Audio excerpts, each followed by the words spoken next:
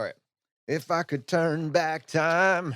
Oh man, you were perfect If pitch, you sing, Jonathan. that'd be awesome. Perfect pitch. It's All better right, than I can guys. do, sadly. Brad is back. Welcome to the ultimate crowdsourced personal finance show. This is Choose FI. You're listening to Choose FI Radio. The blueprint for financial independence lives here.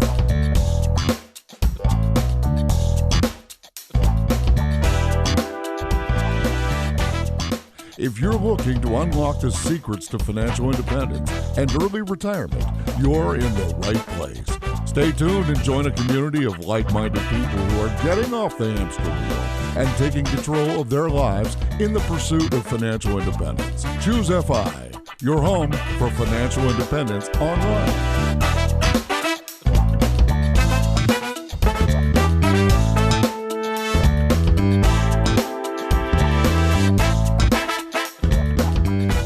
All right, guys, back in the studio today. I took my stab at karaoke live for you, acapella, and now that Brad is laughing at me, as are you, we'll hop into today's episode, but I think the theme is apt. We've been taking a stab at this podcast for 4 years, and there are lessons that we thought we wanted to share, but there's also lessons learned and things that we might do differently. And we thought we'd take just an episode to highlight a few of those for you and give you maybe some pertinent episodes to go back and re-listen to if maybe you're joining us for the first time. And I think maybe they might mean more to you now than maybe they did when they were first released. So to help me with this, I have my co-host Brad here with me today. How are you feeling, buddy? Hey, Jonathan, I am feeling great, actually. I'm feeling wonderfully. Thank you for asking. It was funny. I got so many emails like people, are you okay? Is everything going okay? I hope you're feeling all right. So that was very nice, first off. But yeah, I'm absolutely fine. Not sick. I certainly, nothing terrible going on. I had a sleepless night because of some chest pain that was not heart related, thankfully. But I am good to go now. And I'm feeling about as good as I've ever felt right now. So Wow. all's well that ends well. Okay, awesome. Well, we tried to hold the fort And down for you, and Paul just brought it with the episode. So huge thanks to Paul for kind of being flexible with us on that as well. when I was so bummed to miss that, I felt I was trying to find a way. I was just like a zombie that day. I had not slept the night before. There was no way that I could have added. I would have only taken away. So thank you for holding down the fort. And Paul, sorry I missed you, but it was kind of cool to listen to a Choose a Vi episode just as a regular listener. So yeah, bravo, Jonathan. Thank you. Much appreciated. It made it easy because I did actually have a lot of questions because, I started digging Paul's content probably about, I want to say 9 to 9 months ago to maybe as far back as 18 months back, somewhere in that range. I don't know why I picked 9 and 18. I could have said 1 to 2 years. And no one would have called me on it. But for unnecessary, ridiculous levels of precision, some arbitrary range. Anyways, the episode, I had a lot of questions because frankly, Paul's thesis makes sense to me. It makes a lot of sense to me. And for people that have not listened to episode 290, so you can go to choosefi.com/290. Paul Merriman is known for what he called the ultimate buy and hold portfolio. And the thesis that's embedded in this portfolio is that diversity is great. And it's exactly the same thesis as J.L. Collins' thesis. Diversity is great. So instead of trying to find the perfect company, let's just pick them all. But there's a slight nuance here. We'd like to own relatively equal amounts of all the asset classes. So when you compare and contrast that with something like a cap-weighted index fund, like an S&P 500 fund or a total stock market index fund, where the biggest companies, their market cap, you own a disproportionate amount of those, meaning the smallest companies, the companies that are still growing or not as valuable, you don't own as much. So what that might mean, the thesis would say, is that over time, you don't capture as much of the rise because a lot of small companies eventually become big companies. They have to start small to become big. They rarely start out where they are at the finish line. And that sounds great on paper, but for probably 12 years, it has been basically the opposite. Apple and Microsoft and Netflix and Facebook and pick about another 20 or 30 companies, seem to grow. Tesla seem to double, triple, quadruple in value every single year and carry the vast majority of the returns. So while I do place a lot of weight in both the academic studies and this theory that he's put out, this thesis that he's put out, it just hasn't manifested for 12 years. And so I just started right there because I know a lot of the people that have been following, his work probably have that same sense in their gut that how much longer do I need to hold the faith? So Brad, back to you, man. What were your thoughts or takeaways on the episode? Yeah. So, it's interesting. Obviously, you're more of an optimizer when it comes to the investing side. So it was cool kind of hearing you dive into that because I know that's what Paul is all about. But what's interesting, like his book, We're Talking Millions, is really, it reads as like a manual. Mm. When you look at these small steps, and I do recommend that everybody pick this book up. It's just like a really great high level overview of these 12 or 13 things that you can do that, as he said, they're $1 million decisions each. And again, they really do read as the best of the financial independence community. So it's kind of cool to see Paul jump into this. And he's saying every 0.5% you can make on your portfolio over a lifetime, it's worth 1 million or more. So each of these little decisions, but some of them aren't so little, right? It's save instead of spend, start early, right? The earlier you can start, the more times, like I think of money as doubling. So, like, how many years do you have in your runway in your life ultimately for your investments to double and double and double? We've talked about the rule of 72, and Jonathan, we can maybe talk about that. That's a little more specific. I talked about that in the 5 weekly newsletter that came out this week, but it's essentially depending on your rate of return will tell you how many years it will take for your money to double. Okay. So you take the number 72, and it's basically arbitrary. You don't need to know anything more than that, but 72 divided by your rate of return, right? So we say in a perfect world based on historical, obviously we don't know what's going to happen, but an 8% return. That's what we kind of talk about here, right, at Choosify. So that means 72 divided by 8 is equal to 9. Your money is going to double every 9 years. So it's just really obvious when you look at that last doubling, right? If you've got 10 million bucks and it doubles, it's 20 million. If you've got 20 million bucks and it doubles, it's $40 million. So starting early is critical. Now, this doesn't mean if you're new to Choosify, if you're new to just anything, paying attention to your finances and you're 40, 50, 60, it doesn't mean all is lost. I don't mean to say that at all, but today's the day to start, right? And obviously we all wish we could have started at 18, but because you get those extra doublings. So, it's just, again, a lot of these things, rely on stocks, not bonds, own many stocks, not just a few, cut your expenses. I mean, Jonathan, how many hundreds of hours have we spent talking about these precise things? It really is hard for me to overstate how much of a five primer this book is. It would be a great gift. It would be a great read for any of us. I mean, having now read probably somewhere between 10 to 20 books on or about or around, FI related topics, I was surprised at how much I just enjoyed reading this. I knew most of the content just from, obviously where I'm sitting, but I was like, yeah, I would give this to someone. I would want somebody to read this book. And to your point, you didn't immediately make that connection, but I know you were thinking it, is that when we talk about these extra 0.5%, doesn't seem like much, but is the aggregation of marginal gains. And now we've been able to quantify the value in this very specific case. Each 0.5% improvement that we can make is an extra $1 million. Each 0.5% improvement that we can make is an extra $1 million. So if we can come up with 10 of these, we're talking about $10 million over your investing lifetime. And the 10 are all doable. You may not do all 10 of them, but let's pick 3 or 4 and let's implement them early and aggressively and consistently over time. Okay. And we've seen that, Brad. I mean, we've highlighted in our own scenarios, just they weren't on this list, but they were tactics or strategies. And I think it's very similar. If we could turn back time, and we're starting where we are, but for an education perspective and for, giving this information to people as quickly as possible, if we could turn back time and we could share with our younger selves kind of our perspective on things now between the tactics that were in this book and how our own understanding has grown and developed over the last 4 years, what would that conversation look like? Yeah, that is a good one. So I guess we could do this micro or macro, right? So micro of the investing side, the money side, and macro of just kind of life lessons, right? Things that we've picked up over these 4 years, maybe things that we might have known about. It could be a bunch of things, right? Things we've known about but didn't realize just how important they are, or things that are just completely brand new that were blind spots to us. Yeah, that's what I would like to do. So I was thinking we'll look at it through the lens of investing because that's where we started off, and then we'll scale back to, or we'll go back to a macro view, and we'll look at kind of how our perception is changing and see if there's some additional things that we can do, which we might not be able to quantify as 0.5%, but they're massive inputs on this outcome. So starting with investing, when you and I came into this, and really for the most of the FI community, the most powerful concept that we brought with us, not our idea, really inspired by JL Collins, is avoid the fees. Paul Merriman echoed the same sentiments. It's laced throughout what he's talking about inside this book. Avoid the fees and diversity. Just buy them all. Don't think that it has to be complex. Keep it simple and the system works on your behalf. And Brad, many times you have quoted the case study of the individual that, has the person that is doing all this for them, and that person is putting them into the expensive mutual funds or managed funds. So you have a management fund, you have an expense ratio, and then you have an assets under management fund. And each time you can eliminate one of those or reduce one of those,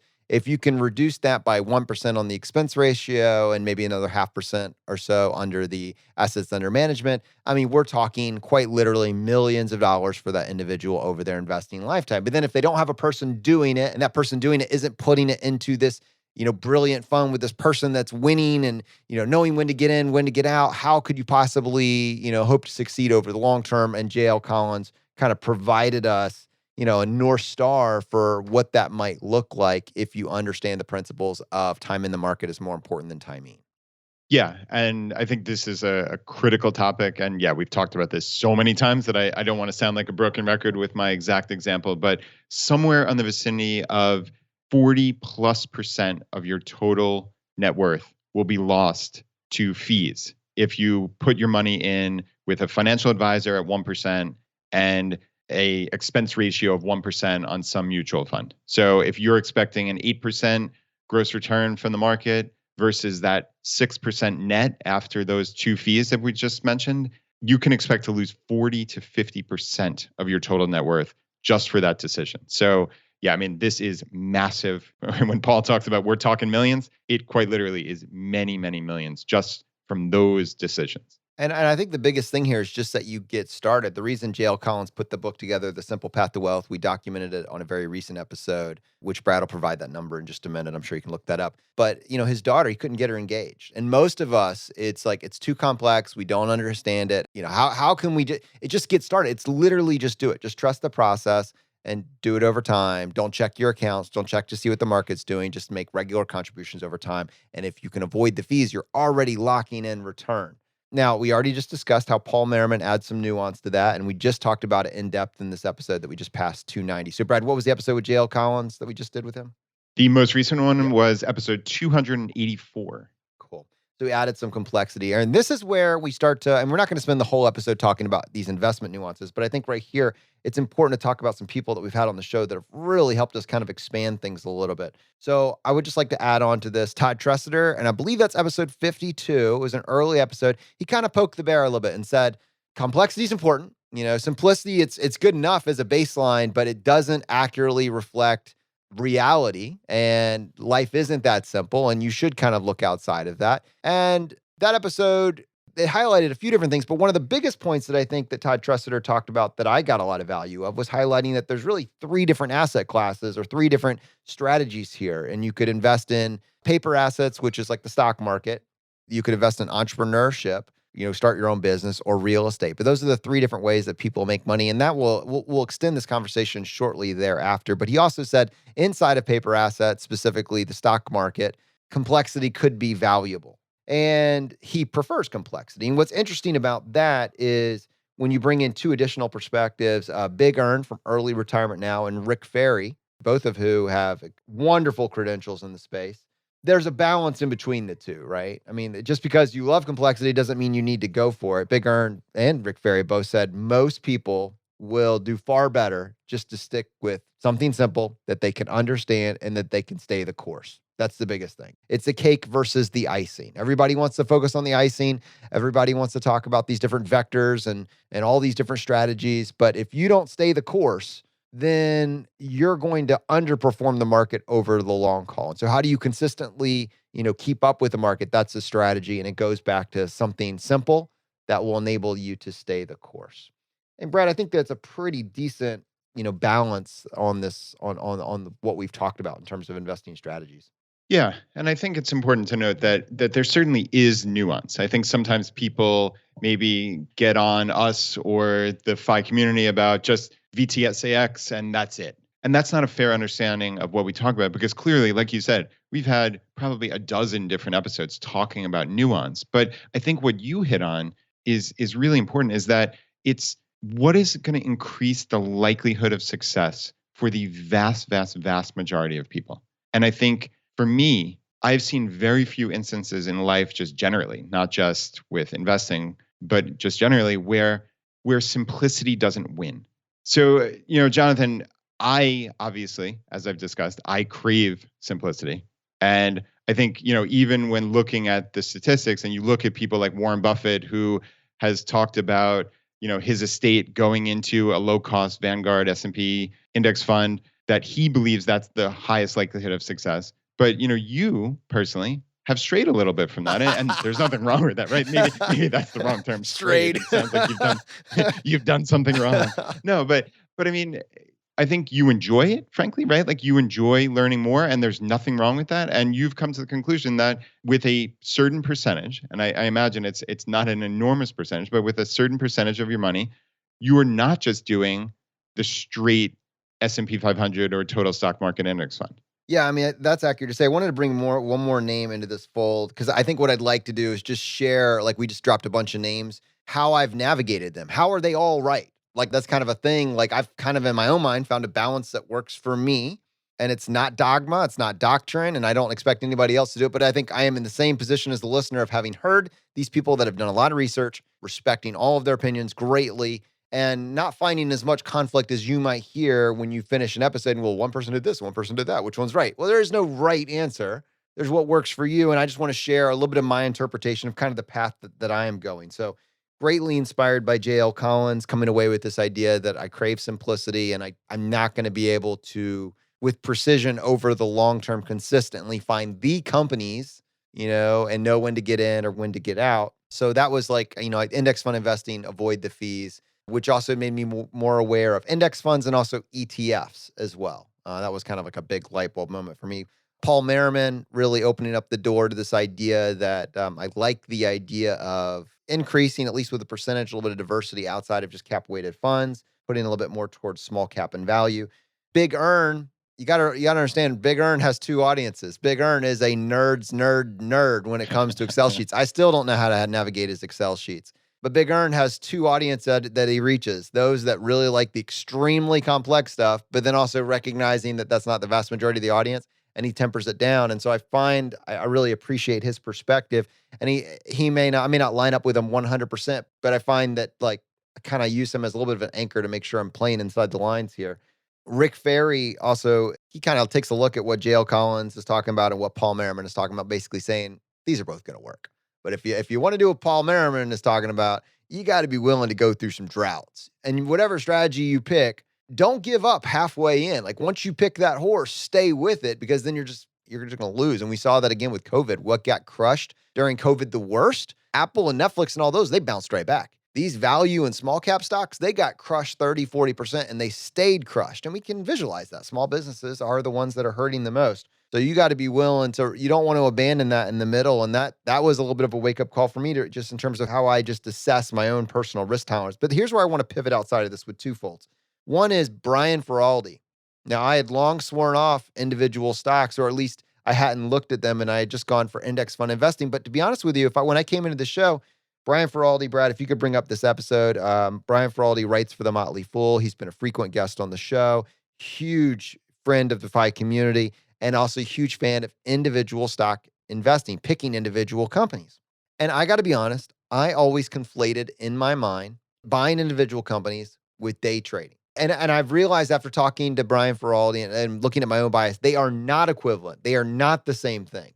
One is doing your best to research great companies, recognizing that you as an individual investor potentially have advantages over large institutions, and buying for the long term, making a thesis and buying this company forever, as opposed to, hey, I'm checking out the retracement levels and this one's headed for a little crash and we're going to try and buy it here and we're going to sell it later on today, which is a train wreck, a disaster. And I always conflated those two. And after talking to Brian Feroldi, opened me up to the idea that, you know what, maybe I would like to have a small percentage of my portfolio allocated towards these. Again, I'm a responsible saver. This is becoming a hobby. I'm enjoying this.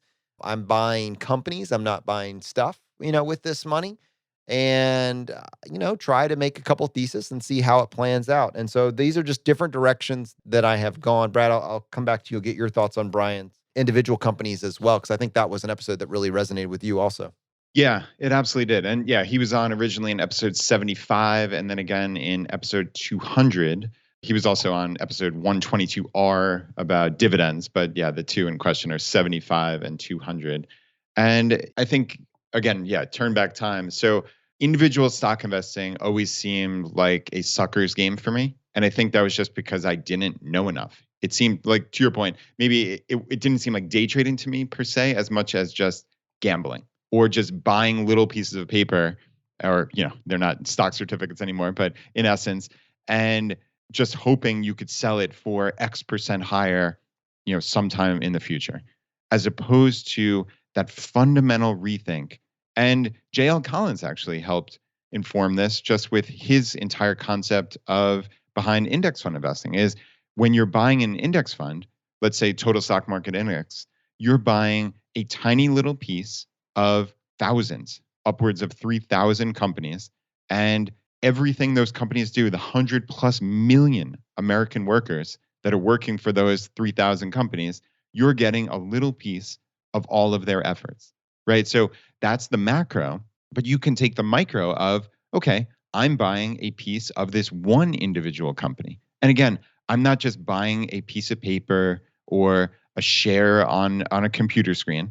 I'm a partial owner of this company. And if I've reviewed all the fundamentals, if I see their vision, if I see where they're going, if I trust their management, all these things that Brian talked about, and I want to invest in this company, then, that's something that makes sense. And frankly, Jonathan, when we started this podcast, I would have said somebody was crazy for investing a significant portion of their money in individual stocks, because I would have said that it would have decreased their likelihood of success over the long term, not increased it.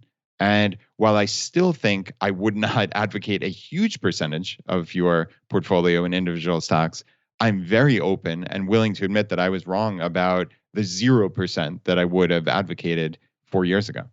And I think one thing that really helped me, because the complexity of how I was building my own portfolio has been really within the last couple of years. And you just said you crave simplicity. I crave simplicity. I like to try these things, but I don't really want to maintain them after I've got them set up. And that all happened right around the time that M1 really came on the scene, M1 Finance, which is why you hear us talk about it all the time. It's why we pursued relationship with that company. It's why I think we're talking with the CEO in a couple of weeks here. It's just a remarkable piece of software that allowed me to have this complexity, but maintain it in something that felt almost as simple as, once you had it all set up, almost as simple as the simple path to wealth. I'm talking with that a little bit later on in the show, and we'll do a little segment on that separately. But if you've been listening to our show for any period of time, you've certainly heard me bring it up. But that ability to say, all right, well, here's a pie that I want to do, some combination of what I'm talking about with Paul Merriman and JL Collins, this very diversified approach. And then in a separate little basket down here with a small percentage of what I'm doing, this is effectively play money. It is what I'm going to use as an experiment to invest in these companies, take some risk. If they crush it, fantastic. I'm glad that I did great. If I make bad decisions, then, well, that was a learning experience. And lesson learned, I'm glad that I'm diversified. And I could add one more episode in this. We won't go a whole lot into that, but just Frank because neither of us, Brad and I, we're not in decumulation. Bonds are not a significant part of our portfolio. And frankly, I don't have a lot of understanding of them. And so Frank kind of came on the scene, and JL Collins come on the scene and shared a little bit with us the role of bonds, who might be interested, what type of bonds to look for, what are the features.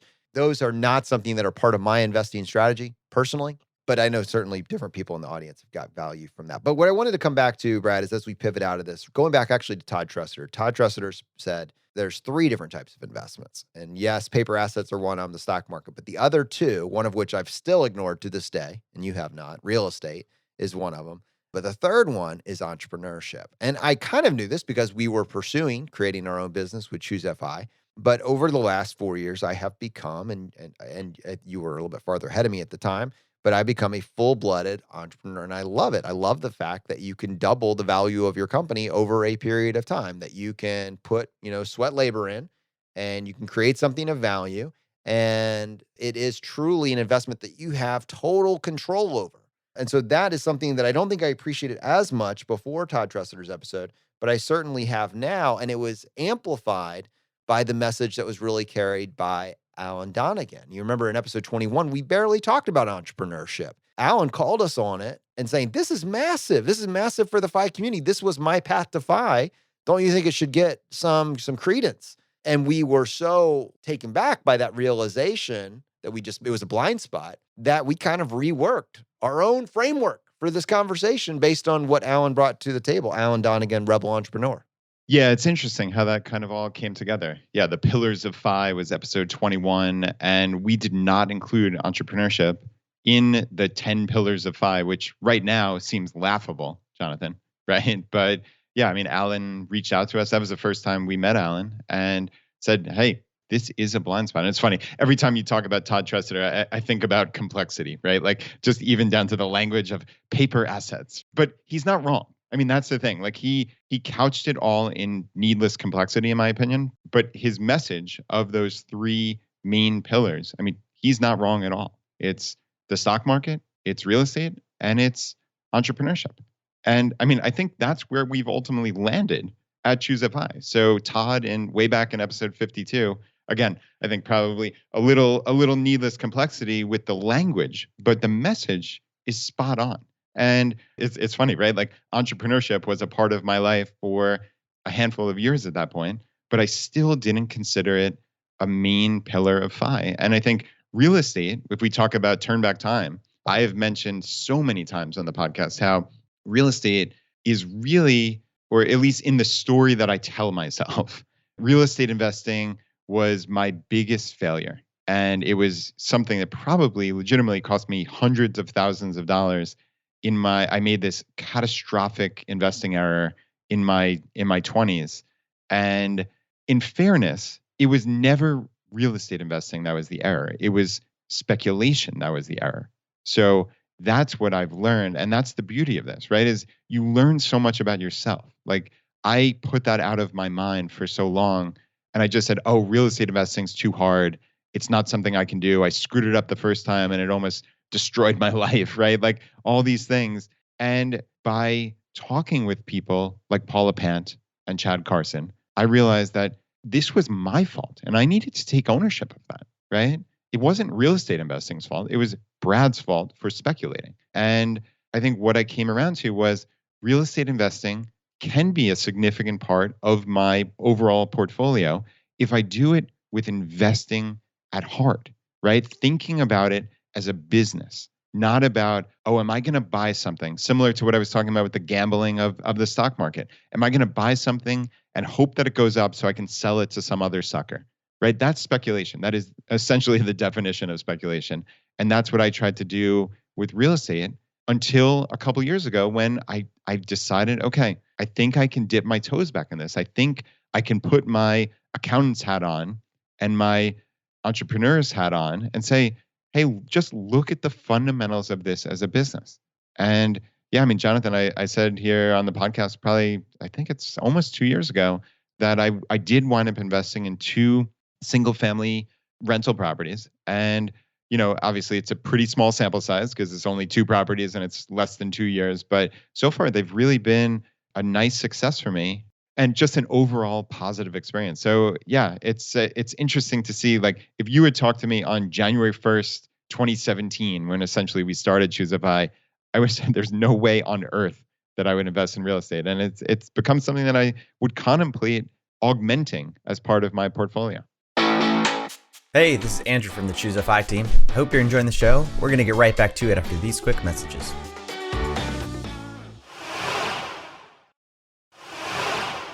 So you truly are, like, if we talk about diversification, you're maybe very simplified in terms of the stock market by design, but you've diversified into all 3 of these asset classes. So you have significant investments in paper assets, into stock market, you have real estate properties, and you have multiple businesses, entrepreneurship businesses. I mean, really, that's pretty cool there. And you didn't necessarily have all 3 of those at the beginning. You kind of worked your way through that. And I'm experiencing a little bit of that as well. with the stock market and with entrepreneurship, real estate right now, I don't have the bandwidth for it. I thought I was going to try, but I didn't get into it. But there's always time, and you don't have to do everything. But thinking through what is your diversification, I've learned I really enjoy entrepreneurship. In fact, I've built a couple additional things that are not necessarily relying on Choosify that for me have been an additional form of diversification. So I put in work in a couple different ways, and I enjoy that process much more than I ever would have imagined even a few years ago. But I give a lot of credit to that, to Todd Dresser and Alan Donegan for kind of sparking that and, pointing me in that direction.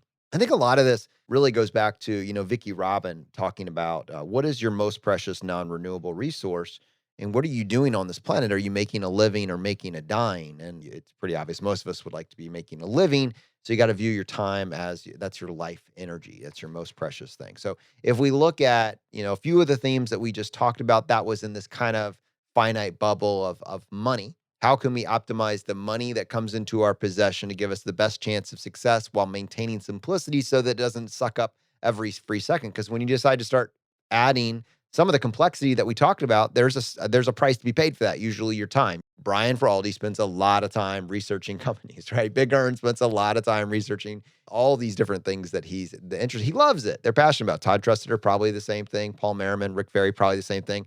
J.L. Collins did, but he came to his conclusions. He trusts the process. He moves his attention onto other stuff, right? I mean, the simpler, if it's not just good enough, it's more than good enough if you want to use your life energy in other ways. And I think that's kind of something to keep in mind. Now, if I were going to turn back time, one thing that I'm trying to figure out how to say this the right way, because it's gonna sound darker than it really is. But a couple of years ago, Don Wettrick quoted a CEO, and Don, there's a great episode, but he quoted a CEO and he said, "There is no they." And I loved that sentence at the time and still like it in that it implies individual agency. You got to control what you can control. It's time, do what you can do. If you're waiting for someone else to fix something, you're always going to be waiting. Be the change you want to see in the world. But the darker edge of my mind and the darker perimeters is more along the lines of there is a they and there's a system and they're trying to keep you down. And, some of us, and we've kind of talked about some of us starting from different places in life and maybe using the word privilege to describe that, what is the starting line that you're starting from. But as I look at the system now, which I will just say is a real thing, whether or not we want to say there's a they behind it, there is absolutely a system that all of us are stuck in. And that system looks like we give up basically 18 years to the educational system. At the end of that 18-year stint, we usually come out with about 60 to 70,000 of student loan debt, for which we then give, and maybe a profession, hopefully one that will allow us to pay that off in about 10 to 15 years. At the end of that 10 to 15 year window, we're now back to broke, and we're finally starting to make progress with our investments. And maybe we do, but one of our biggest hurdles is that we have to be able to cover life insurance, or not life insurance, but health insurance at $1,000 a month. Whether we see that or not, it's being paid for by us directly or by our employer. It's a significant headwind. And then once you come to the end of that and you do have investments, you're afraid to leave your employer because then what are you going to do about health insurance? And then now you're in your 60s and they say you can have your golden years and don't worry, Social Security. But every single year election, you're terrified that Social Security is not going to get a bump because there's been inflation, or, it's at the whim of the political system. Like, it feels like a freaking system. And so that's my darker mind. Nobody needs to engage in that or believe that, but that's my more cynical mind. And I think that the FI community in some way has said, speak truth to power. And here is, if you want to break out of this system, this is the best possible way. And what does it look like? It looks like removing the unnecessary fees that are robbing every aspect of your life, realizing that you need to invest sooner. And then as we get more sophisticated at this, and for me, I'm like, well, what else can we do? What else can we do? Well, let's look at that 18-year educational stint. Do we really need $60,000 to $70,000 of student loan debt in order to succeed at life? If what I just said, the system is what success actually looks like, do we really need that? Is it a false choice? And that's kind of where a little bit of my energy has been that I wasn't necessarily expecting 4 years ago that it is now. Like, is the $60,000 to $70,000 of student loan debt in a profession that 4 years from now we're barely going to be able to tolerate? Is that really all there is? Yeah, it's interesting how many times we've talked about college on this show, and we are not adamantly opposed to college as like an overall construct. I know you've become you might be tending towards that just a little bit. Trending, But trending. but I think what you're really hitting on there is not necessarily speaking truth to power as much as what you said earlier, which is the agency, Mm. right? When you have control over your life, the whims of society, the whims of whatever impact you much less. And I think that's a really comforting place to be. So I think that's one of the beauties of following the path to FI, just of saving money, frankly, is having options, having power, having agency. And I think as human beings, those are really critical pieces to our overall life satisfaction and happiness.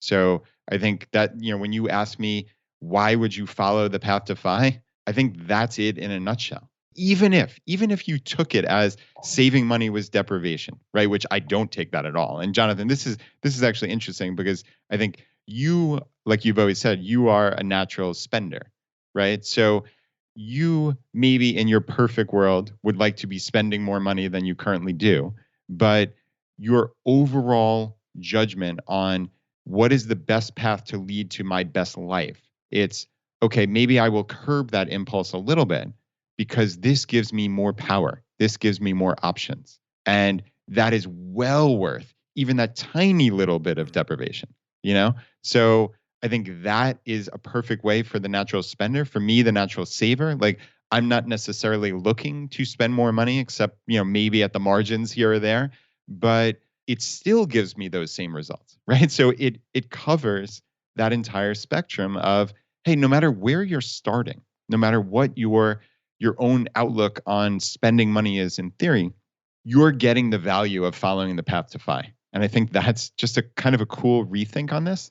So I think that then comes to, okay, what are those things that are going to potentially hinder our path to financial independence or that power and autonomy that we're looking for?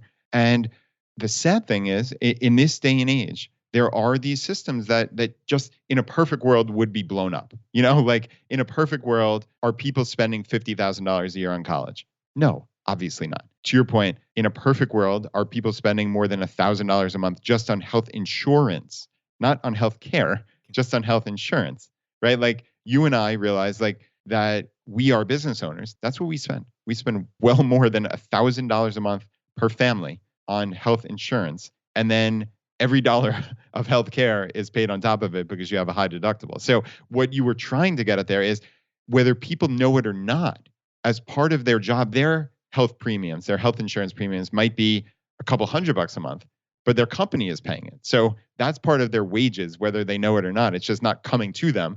It's getting frivolously wasted. So, again, it's looking at systems. And sometimes, just the stark reality of life is this is the way it is. I need to understand how it is. And then I have to look at my range of options, right? So you can look at ranges of options from completely unpalatable, for me at least, completely unpalatable is I'm not going to be insured. Slightly less unpalatable, though somewhat unpalatable, is I'm going to move to another country.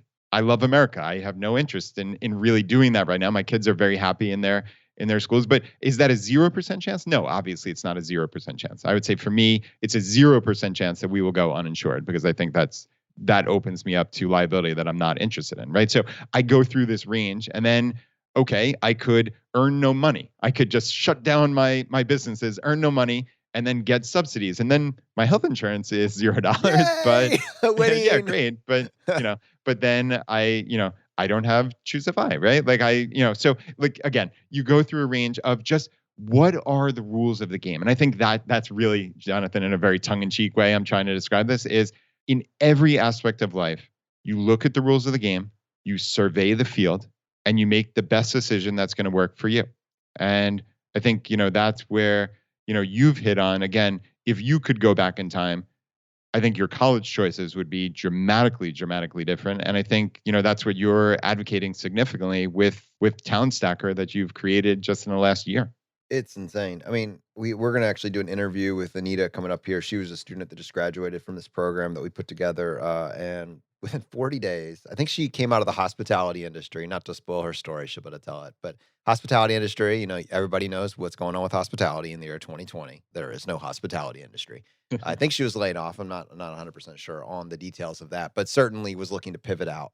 Started the program within just a couple months. I mean, she landed a figure that was like literally multiples of what she was making before. And she was talking to Bradley Rice, who I created this program with, and she was like literally angry that like the hospitality degree represented 4 years of education and massive student loan debt, and gave her none of the skills that she needed for this job. This job represented 2 to 3 months of training, totally new industry, a investment of less than a couple $1,000s, and she's making multiples of what she was done before. And it just struck me, because that's not an anomaly. That's actually what we're seeing in this program, the Salesforce program that we put together over and over again. It struck me that like that is not probably the only type of program that could generate a result like this, although I think it's probably one of the best ones that's out there. But we have lost our ever-loving minds and forgotten like that skills are so much more valuable than degrees. In-demand skills are so much more valuable than degrees. We think it's the degree. In fact, we're willing to spend 60, 70, 80, 90, 100, 200,000 for a degree, and then we graduate and realize unless we understand the skill that we possess and can communicate that to an employer, nobody's interested. Nobody's interested. So if we just flip that on its head and say, what is the high in-demand skill and what is a great, way to obtain that skill with ROI in mind, it then filters your selection. And everybody knows this intuitively. I promise you. Everybody in this audience, if you think about it for more than 5 minutes, the best way to learn something is to do it, right? Best way to learn something, fill in the blank, do it. We've all experienced this. You can hand me a textbook as much as you want. You can watch a tutorial as much as you want. But until you've actually done it, it doesn't stick in your brain. So why would you wait 4 to 8 years and 6 figures of student loan debt to start doing something? Get in there and do it. So if we can build a system around that, we can completely eliminate the need. We can find jobs that are paying $60,000 to $100,000 a year pretty handily. And instead of waiting 4 years to pull this off, we can do it in a period of months. Not hyperbole. This was the hypothesis that Bradley and I posed. Is this replicable? Because this is exactly what Bradley had experienced. Bradley Rice, we'll have an episode number for you to talk about that. Then we tested it out with a program, and sure enough, students were getting these results. And we told them, give us 6 months. Most of them were getting the results in 3 to 5 months. It was just unreal. And these income salaries are out there. So Brad, do you have the episode that we originally interviewed Bradley Rice in, by any chance? Yeah, that was episode 117. And then I think we mentioned or talked to him in episode 239 as well. Awesome. And I actually started a podcast really just highlighting this, and his is it's called the Talent Stacker Podcast, and you can really hear me. If you're listening to a podcast now, you can check it out. You can hear me kind of walk through what the strategy is and why it's important. You'll get to hear me rant and vent a little bit more. But ultimately what I would say is if you're like, that can't possibly be real, Bradley and I put together a free, it's a 5-day challenge, or it's basically an email course that just shows you why the opportunity that I'm talking about exists right now and why it's so powerful. To access that, you can go to choosefi.com/Salesforce. It'll give you more information if you want to check that out. But that is, if I were starting over, if I'm 17, 18 years old, I'm going to go do this. I'm serious. You're going to have a hard time convincing me to go to college. I don't know if I would have said that 4 years ago. I would have started to feel it, but not sure if I could buck the societal trend and do that, because even 4 years ago, it felt like you kind of had to. Now, honestly, if I'm 17 years old, I'm going to go spend a couple $1,000s. I'm going to do this program, and I'm going to land a job paying $60,000 to $80,000 out the gate. And, talk about a 0.5%, improvement. This is not a 0.5% improvement. This one decision basically ensures that you reach something that we in the FI community called Coast Financial Independence, the idea that you have enough money saved or invested by the age of 25 that if you never saved another dollar again, you would have a net worth past what most people do at traditional retirement age. And it just keeps getting easier. I mean, it's one of those things. It changes the entire game. Yeah, Jonathan, this whole concept, it's funny when we do these segments on the podcast, like my mind is now just spinning out to if I could turn back time. right? Like, and I'm thinking about all of these other lessons that I've picked up over these 4 years. I think we're going to have to do a part 2 in this because, just thinking about like everything is negotiable, right? And negotiating salary, like those are 2 lessons that we talked about a few times here on the podcast that I must have received 200 emails minimum from listeners who actually took action on that. Like, hey, I heard you guys talking about everything is negotiable, and that gave me the courage to make that phone call.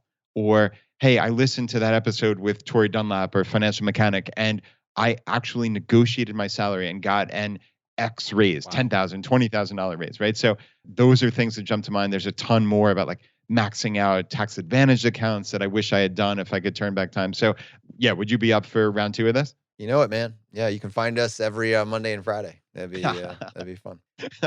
All right. Hey, we're going to come back to this real quick. I actually wanted to share with you guys. It's something that I've been working on with Ed. M1 Finance, who we talked about actually earlier in the episode, they've rolled out some new features. And so I was chatting with Ed about a new one that they just rolled out and trying to find out why, who is this for and, how the optimizers in the community might get excited about this. So for more information, again, on M1 Finance, you can go to choosefi.com/M1.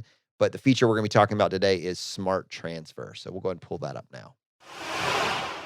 All right, everyone. Now, you know that from time to time, I mention M1 and I talk about how I personally have used them. They are a fantastic investing tool and it's multi-purpose. Increasingly, they've bridged the gap and they've offered one of the most competitive online checking accounts out there as well as investment platforms. So I just wanted to talk to you a little bit about their M1 Plus feature because normally it costs $125 a year. Right now, they're actually giving you that first year for free. Here's what it does. You actually, when you move to M1 Plus, you get a 1% yield on the online checking that they offer. They call it M1 Spend. And they reduce your M1 borrow rate. So if you want to borrow funds, if you want to take a margin loan effectively on what you have invested with M1, they reduce that rate down by, I believe it's somewhere between 1 to 1.25%. So your interest rate on this loan, on this margin loan from your investments is at 2% right now, which is just absolutely incredible. I personally do not have a HELOC, a home equity line of credit, because this feature is so powerful. And as my investments have grown, it's a pretty hefty, emergency fund or cash that I could access on demand if I needed it at an incredibly competitive rate. So this is why in the past I've gotten very excited. There's actually some other features that M1 Plus has as well, including an extra trading window to allow you to make an extra purchase throughout the day. There's a lot of cool stuff there, but they just introduced a new feature called the Smart Transfer. And I was starting to dig into it, but Ed, who's the CEO here at ChooseFI, he has actually been using this extensively as part of his testing process. Ed is an extremely optimized dude. And I asked him just to join us on the show today and share with us a little bit about how he personally is implementing and benefiting from this, where he sees the use case for this feature. So with that, Ed, welcome back to the podcast, buddy. How you doing? Hey, I'm doing great, Jonathan. There were a couple of things with the M1 Plus. The reduction in borrowing rates for M1 Borrow is actually 1.5%. So it's right now it's at 3.5 and it drops down to 2%, like you said. So for clarification, those that are thinking about potentially using this as some form of an emergency fund or as a replacement for a HELOC for renters, individuals that are using this M1 Plus feature, they would be able to access that. Their rate would be 1.5% less than someone that didn't have the M1 Plus feature. That's correct. And the funny thing is that for the last couple of months, I've been a little bit jealous of you and Brett because you guys were able to refinance your homes into a much lower rate. And because I'm officially retired and show no income, nobody wanted to give me a refi. So I basically did my own refi with M1 Borrow. What I did was I consolidated all my entire portfolio actually under M1 right now. So I'm borrowing against M1 Borrow at 2% to basically refi my home mortgage from 3.75 to 2%. On paper, I paid off my home loan. And folks will tell me like, that's crazy. This rate will adjust like. Right. It's a variable interest rate. You traded in a fixed for a variable. And here's the fix for that. Like, I think the rates are going to stay low for at least a few more years. It's going to take a while before the Fed's going to increase the rates to the point where I find the mortgage, the arbitrage between 2%, which I am right now, to 3.75%, which was my former mortgage, that's wide enough that I can wait a few years. And then at some point, if it gets too high, I'll just pay it off in cash. So we're good. Now, I realize this is not the conversation around. Yeah, you haven't even talked about smart transfer yet. We're just talking about how you're going rogue and trading in a fixed for a variable. This is heresy, dude. Not that but I understand you can pay it off on demand. Like you've made a financial choice. FI card. Yeah. I'll return my FI card to the membership. No, but I actually love that. That's really important. When you are at a place where you can pay off your mortgage on demand, it doesn't matter whether you have variable or fixed, because as soon as the variable is unfavorable, you pull the ace out of the sleeve, which is just to pay it off. And it's kind of like one of those scare tactics that is like, well, at some point down the road, it might go up. And then what if it never does, you know? I'll be really clear though. Like I tried getting a refi first. Like I would always prefer a refi. So this was like not my first recourse. It was my last step to get a lower rate on my housing, if that makes sense. So there were some people that locked in. Like I was pretty happy with my 3.25% 30-year fix that I locked in. There were some people in this frenzy that were able to knock down like a 2.5 30-year or a 2.75. I mean, it was like, I'm sure there's someone out there that's laughing right now. They were able to lock down a 1.75. I'm so jealous. There were some crazy rates out there this year. Yeah, I mean, if I had a choice between a 30-year at 2% and a adjustable 2%, of course I want a 30-year. Of course, but I was not able to get that. I'm retired. I'm an unemployed bum. Well, I don't know about that. Let's focus on the smart transfer. What is this, and what's the play here for optimized individuals that are trying to figure out how to leverage this tool effectively? So M1 Transfer, when it first came out a couple of weeks ago, I was like, meh, yet another thing, and yet another feature, yet another bell to put on a whistle, and didn't really pay attention much to it. To be very honest, I was never a huge M1 advocate till about 4 weeks ago. Between Brad, you, and myself, among the three of us here in the leadership team, you were the M1 acolyte. You were the one who's like, the fanboy. And I kind of always rolled my eyes a little bit at that. But then, rabbit holes, right? Like I started looking a little bit more into it. And the reason why I started talking about my mortgage was like I was trying to figure out a way to hack my mortgage rate. And I was like, I finally arrived at M1 Borrow. And okay, wait, if I can get it from 3.5 down to 2%, what does that take? Oh, M1 Plus. What does M1 Plus have? Oh, wow, a 1% APY on my checking account. That's like double of everybody else. I'm like, okay, this merits more investigation. That's not like double. That's like 10x of everybody. That's like 1,000x of every other checking account. Well, I was able to find 0.5, like with Amex or Discover. So there was still some 0.5 out there. Okay. CIT Bank was still doing pretty okay. So yeah, I mean, it's definitely 10x of like Bank of America or Chase, but like of some of the online banks were still struggling to hold on at 0.5. And then along comes M1 with like 1%. I'm like, okay, I know I came here for the mortgage, but maybe I'll stay for the checking. And then I found this neat little tool called Smart Transfer that was new. And then that kind of like sealed the deal for me. The M1 Transfer, none of it's rocket science. If you are familiar with using something like Zapier, or I guess it's pronounced Zapier, I'm not sure. Zapier, whatever. Like it's just simple, like if this, then that kind of creating rules that you can create to manage your finances. Not just with investing. I mean, yes, it starts with investing, but then it comes also like you can get your direct transfers put in there. And for most people, direct transfer will be your salary from a W-2 a full-time job.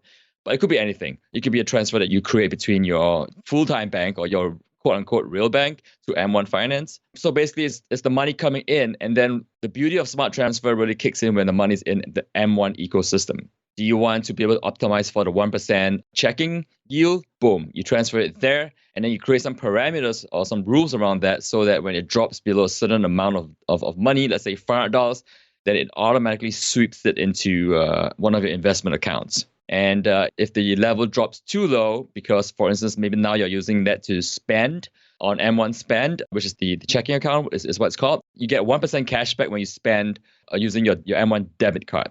I know we're all about credit cards and travel rewards here, but for some people, this might make sense too. So if you're using your debit card to pay legit bills, you get 1% back there too. So what M1 is trying to create for you is like a rules-based, if this, then that, kind of a very simple way to do drag and drop programming of your finances so that you always have enough in your M1 Spend account to earn the most yield and be able to pay all your bills and be optimally invested in the market. And you never have too little. it's kind of like the perfect Goldilocks situation where you never have too much and you never have too little, and you're optimized. You've automated and optimized your savings in this new year where we're all about resolutions and trying to become fiscally and physically fit. Okay, so I'm just trying to, in my mind, figure out kind of what the use case for this is. And it sounds like, if inside the M1 ecosystem, we have our investments and we've got our pies set up, that sort of thing. And then we've got maybe Borrow, which we're using for some various type of refinance. Would that be you're refinancing more expensive credit cards down to a lower rate? You're paying off a car at a higher interest rate down at a lower rate. You're bringing in a version of your home mortgage. You're using this type of loan as opposed to maybe a credit card because the rates are way more favorable. And then on top of that, you also maybe have some savings. So you have these 3 different types of monetary buckets, if you will.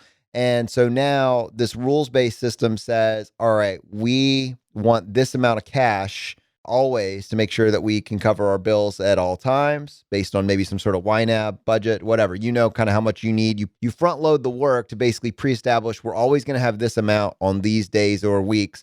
But then beyond that, here's how we want to make sure every dollar we know automatically it's getting put to work. It's going to go to the investments if this. It's going to go to, paying down this Borrow loan that we just took out if that. Is that, but it's all inside this M1 ecosystem, and it's all you front load the work one time and then it just follows through. It autopilots these decisions. Am I close? Is there any adjustments you would make to that?